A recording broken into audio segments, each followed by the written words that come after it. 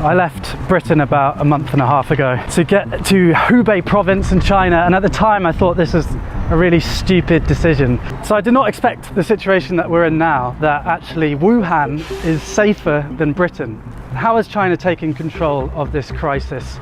Well, I've been living in Shanghai with Wu Ming for the last 3 weeks. I want to show you a bit of an insight into life here in China at the moment, and in particular 3 things the Chinese government have done to control the crisis that I think would be pretty hard in Britain. It's not all sunshine and daffodils. I'll talk a bit about the darker side at the end of the video. The Chinese government collect an immense amount of data about their citizens, and they're using it in novel ways to tackle the coronavirus. Every time Wu Ming and I want to leave the apartment complex, she's got to scan her face, and those images, as well as the images from all the CCTV cameras in China, of which there are about 200 million, are fed into a central database and then analysed using machine learning. So it means basically if you're in sight of a camera with about 5 on this crossroads, then it's likely that the Chinese government have analysed your face and know where you are. Another big source of data is the WeChat app. You might have heard of it. So that's WeChat. It's social media and your debit card all rolled into one super app, which is really convenient, but obviously also tracks. So the state know where you are, what you've bought, and what you're saying to friends. That's just the status quo, and the Chinese people generally know about this. The images you see are actually from the state media. But they're using this data to try the highest tech epidemic control ever attempted. So if you get ill in China and you go to a hospital, the hospital will register with the authorities, and the authorities will pull your name down from this big database. And they have an algorithm that will be able to tell you all the different places that you've been in the last 14 days and all the people that you might have been in contact with. So the bread that you bought with the WeChat app, the baker now will be notified that they have to self-quarantine for 14 days. And the people that you were next to on the flight, they now have to self-quarantine for the next 14 days. Every single citizen has a code, red, amber or green. I guess you are yellow. Why? Why? Because you come to Shanghai, not have 14 days. I'm a green. Safe. But if I'm yellow, shouldn't you be yellow? No, just you are yellow. Maybe next week you are green. Good. Some city only green. You can drive car on the road. If the other colors you can't drive on the road. Yes. This does seem to be working because you can identify and contain hotspots before they get out of control. And it means that people can continue working if they're not at a risk of contamination, and then self-isolate if they are.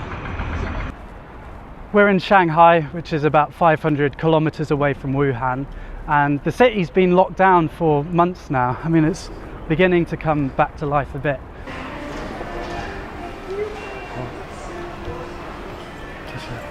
Last time I was here, there was basically no one here, so it's good the city's beginning to open up a bit. But generally you're not allowed to eat in the restaurants, you're allowed to buy takeaway, but you're not allowed to sit down and eat. This is Wu Ming's Tai Chi studio. My name is Wu Ming. I'm a Tai Chi teacher.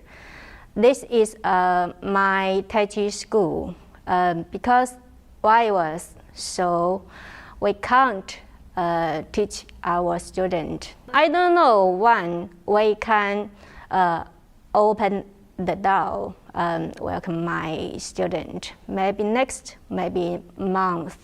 So I'm wait. Somebody give me repeat. The crisis has been a massive cost to the Chinese economy. They've taken the hit early on and hoping to reopen now most of the country.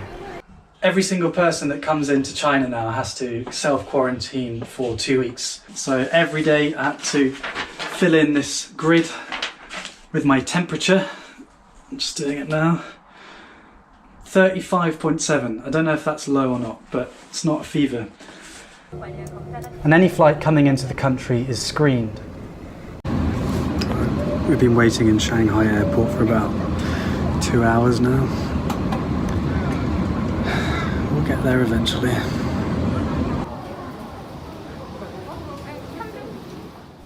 Compare that to Britain, where many flights left Italy, the centre of the European outbreak. On arrival, not even temperatures were taken. Controls were even tighter in Wuhan and Hubei, where you basically weren't allowed to leave the house, and you could only drive with a special permit.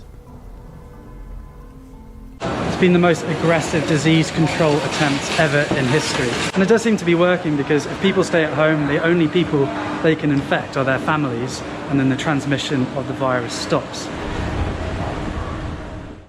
So complete lockdown, tracing those with the virus with big data, and the glue that holds it all together is the intense promotion of social solidarity. The government have framed this as a people's war against the virus.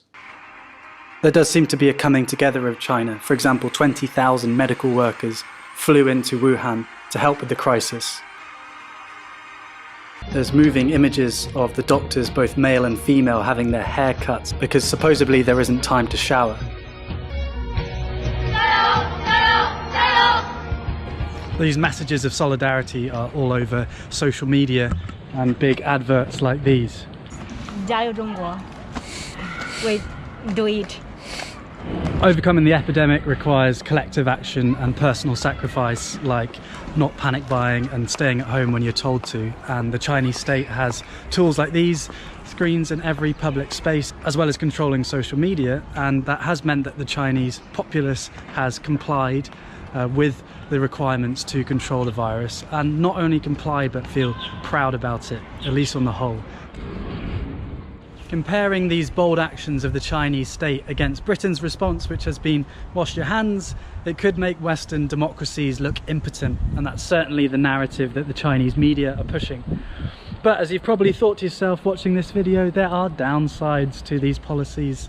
I'm not going to talk about them. I'm in China to share their ancient philosophy and Tai Chi and all these wonderful things about China, and I don't want to risk anyone around me.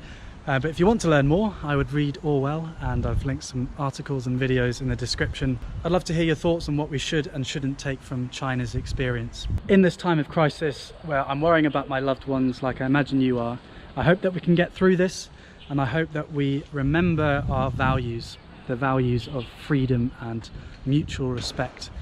Historically and today, these aren't the norm, and so they're precious. Thanks for watching. I will see you when I see you next. Mask back on.